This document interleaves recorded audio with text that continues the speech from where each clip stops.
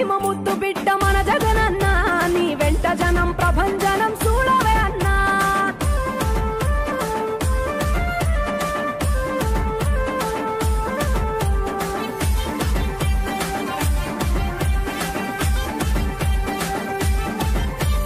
తాను జోరు చూస్తుంటే మా జగనన్న ప్రత్యర్థుల గుండెల దిర చూడవే అన్నా మట్టి మనుషుల బిడ్డ మా జగనన్న మంచితనం నీ అడ్డ మా జగనన్న మానవాళికి ఆదర్శం నీవేనన్నా ఆడబిడ్డలకు అన్నా మన జగనన్న అమ్మలకు ఆసరాయే మన జగనన్న అడిగింది ఇస్తడు మన జగనన్న రాయలసీమ ముద్దు బిడ్డ రాయలసీమ ముద్దు బిడ్డ రాయలసీమ ముద్దు బిడ్డ మన జగనన్న నీ వెంట జనం ప్రభంజనం చూడవే అన్నా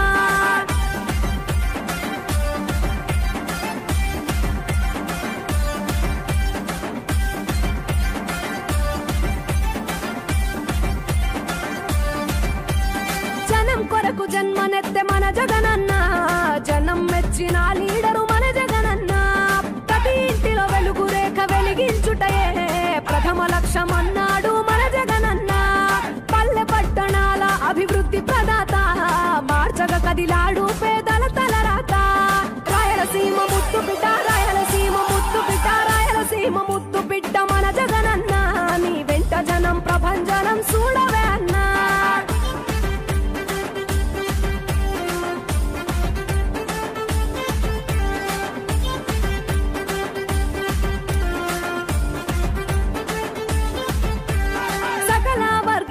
సంక్షేమం కొరకే సైనికుడై కదిలాడు మన జగనన్న పల్లె మనసు గల్లోడు మన జగనన్న అతను వెళ్ళ సేవ గుణము గల్ల మన జగనన్న గుండె గుండెలొకటి చేసి మన జగనన్న వైసీపీ జెండనెత్త మన జగనన్న రాయలసీమ ముద్దు బిడ్డ రాయలసీమ ముద్దు బిడ్డ రాయలసీమ ముద్దు బిడ్డ మన జగనన్న నీ వెంట జనం ప్రభంజనం చూడవే అన్నా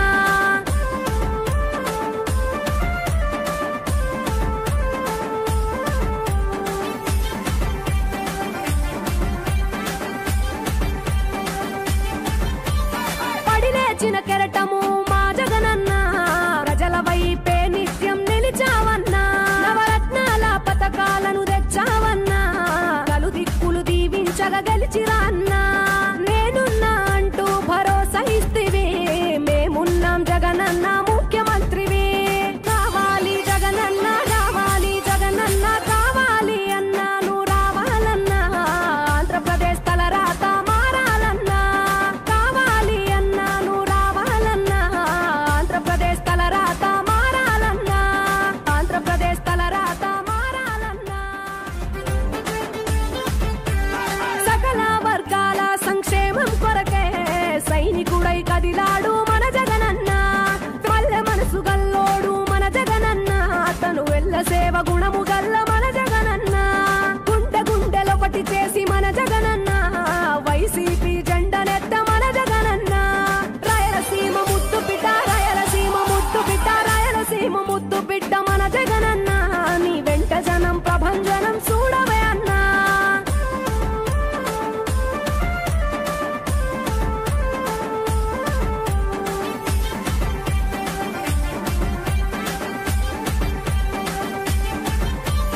పడిలేచిన కెరటము మా జగనన్న ప్రజల వైపే నిత్యం నిలిచావన్నా నవరత్నాల పథకాలను తెచ్చావన్నా కలు దిక్కులు దీవించగా గెలిచిరా అన్నా నేనున్నా అంటూ భరోసా ఇస్తివి మేమున్నాం జగనన్న ముఖ్యమంత్రివి కావాలి జగనన్న కావాలి జగనన్న కావాలి అన్నాను రావాలన్నా ఆంధ్రప్రదేశ్ తలరాత మారాలన్నా కావాలి అన్నాను రావాలన్నా ఆంధ్రప్రదేశ్ తలరాత మారాలన్నా ఆంధ్రప్రదేశ్ తలరాత మారాలన్నా మరి ఈరోజు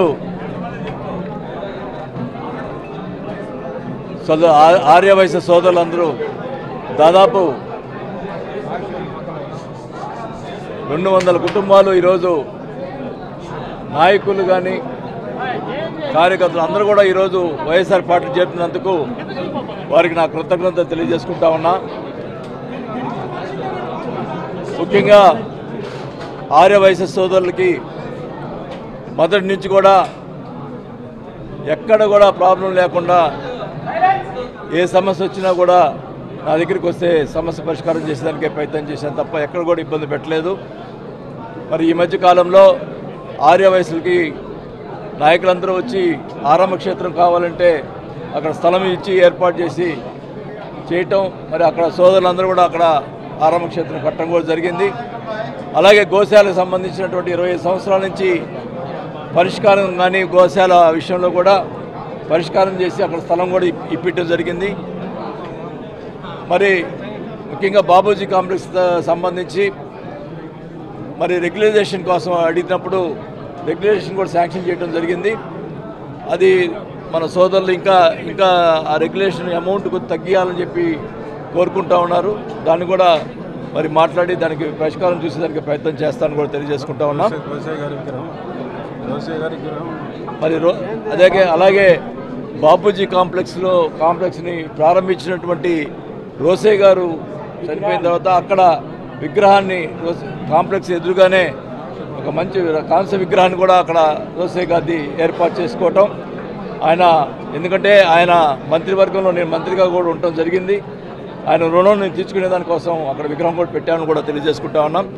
ఆర్యవైశ్య సోదరులందరూ కూడా కోరిన ఆ రోజు చనిపోయినప్పుడు రోసే గారు చనిపోయిన రోజు ఆ రోజే చెప్పాను నేను అక్కడ హైదరాబాద్లో మేము ఒంగోలులో కాంస్య విగ్రహం ఏర్పాటు చేస్తాము రోసే గారిని చెప్పడం. అలాగే అసెంబ్లీలో కూడా చెప్పాను నేను. అసెంబ్లీలో కూడా రోసే గారి నివాళులు అర్పించేటప్పుడు ప్రకాశం జిల్లాలో మా ఒంగోలులో మేము రోసే గారి మరి విగ్రహాన్ని ఏర్పాటు చేస్తామని చెప్పిన దాని ప్రకారం విగ్రహం ఏర్పాటు చేయడం జరిగింది. మరి ఈ మధ్య కొంతమంది వైశ్య సోదరులు తెలుగుదేశం పార్టీలో చేరుతున్నప్పుడు ఒక సోదరుడి దగ్గరికి పోతే మన వాళ్ళు పోతే ఒక సోదరుడు ఏమన్నాడంటే, నేను టీడీపీ పోతే నాకేమి ఇబ్బంది ఉండదు, ఎందుకంటే వాసు గారు గెలిస్తే వాసు గారు ఏం చేయరు, ఒకవేళ టీడీపీ గెలిచింది అనుకోండి జనార్దన్ నన్ను ఇబ్బంది పెడతాడు అని మాట్లాడటం నిజంగా చాలా బాధేసింది నాకు. నేను మంచిగా చూస్తుంటే అంటే నేను మంచితనాన్ని అట్లా మాట్లాడటం కరెక్ట్ కాదని కూడా అనిపించింది. ఒకటే చెప్తా ఉన్నా, ఈరోజు మన వైఎస్ఆర్ పార్టీలో ఉన్నటువంటి ఆర్యవైశ్య సోదరులకి నా ప్రాణం ఉన్నంతకాలం వారికి నా పూర్తి సహకారాలు, వాళ్ళకి ఏ ప్రాబ్లం వచ్చినా కూడా నేను వెనకెత్తి ఉంటానని కూడా తెలియజేసుకుంటా ఉన్నా. అట్లని చెప్పి మళ్ళా గెలిచిన తర్వాత మళ్ళీ వచ్చి మాకు అది చేయండి అంటే మా సోదరులందరూ కూడా రికమెండ్ చేస్తే తప్ప వాళ్ళు ఎవరికి కూడా సహాయం చేయనని కూడా చెప్తున్నా. ఎందుకంటే దానికి మంచితనానికి కూడా ఒక హద్దు ఉంది. దానికి ఈ రకంగా సద్వినియోగం చేసుకోవడం కరెక్ట్ కూడా కాదు. నేను మొదటి నుంచి కూడా ఎవరిని ఇబ్బంది పెట్టలే. అట్లని చెప్పి వాసు ఇబ్బంది పెట్టలే అడిపోతే బాగుంటుందని కొంతమంది ఆలోచన, అది కరెక్ట్ కూడా కాదని కూడా తెలియజేసుకుంటా ఉన్నాం. దానికి కూడా నేను ఈరోజు చెప్తా ఉన్నాం, ఎవరిని కూడా ఇబ్బంది పెట్టను, కానీ ఈ రకంగా మాట్లాడి టీడీపీ పోవటం అనేది కరెక్ట్ కాదు. మరి ఆర్యవైశ్య సోదరులు కూడా చెప్తా ఉన్నా, ఖచ్చితంగా వైఎస్ఆర్ పార్టీ రేపు అధికారంలోకి వస్తుంది. మీరందరూ కూడా వైఎస్ఆర్ పార్టీ చేయండి, తప్పకుండా మీకు మంచి చేసే కార్యక్రమే చేస్తాం తప్ప ఎక్కడ కూడా ఇబ్బంది పెట్టమని చెప్పి కూడా తెలియజేసుకుంటా ఉన్నాం. ఖచ్చితంగా రేపు 125 పైన సీట్లు వైఎస్ఆర్ పార్టీ వస్తుందని చెప్పి సర్వేలు కూడా చెప్తా ఉన్నాయి. ఖచ్చితంగా వైఎస్ఆర్ పార్టీ అధికారంలోకి వస్తుంది.